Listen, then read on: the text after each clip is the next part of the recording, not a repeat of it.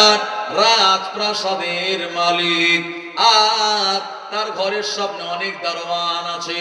আমার ভাইজানেরা, এই যুবক ঘুমাতে ঘুমাতে একটা সময় যখন ঘুম ভেঙে গেল, চোখ চেয়ে দেখতে পেল, হায় রে হায় সর্বনাশ, আমি আমার যে বিবির কোলের ওপরে মাথা দিয়ে ঘুমাচ্ছিলাম, আমার ওই বিবি তো আর না এখানে, আমার মাথাটা মাটিতে। এই যুবক আবার কাঁদতে লাগলো, এরপরে চারিদিকে খোঁজ করতে লাগলো, বিবি আমার কোন জায়গায় গেল।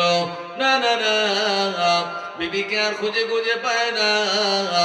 এমন সময় ওই মহিলার স্বামী আর চারিদিকে দেখতে লাগলো, কোন চিহ্ন দেখা যাচ্ছে কিনা। দেখতে পেল জমিনের ওপরে ঘোড়ার পায়ের দাগ, মানে বোঝা যাচ্ছে ঘোড়াটা এই দিক দিয়ে এই দিকে চলে গেল। এমন ঘোড়ার পায়ের দাগ দেখে ওই জীর্ণ শীর্ণ মানুষটা স্বামী স্ত্রীকে খোঁজার জন্য ঘোড়ার পায়ের ছাপ অনুসরণ করে অনেকটা এগিয়ে চলে গেল। এই জায়গায় যাওয়ার পর বিরাট বড় একটা রাজপ্রাসাদ দেখতে পেল। এই জায়গায় ভিতরে ঢোকার চেষ্টা করলো, দারোয়ান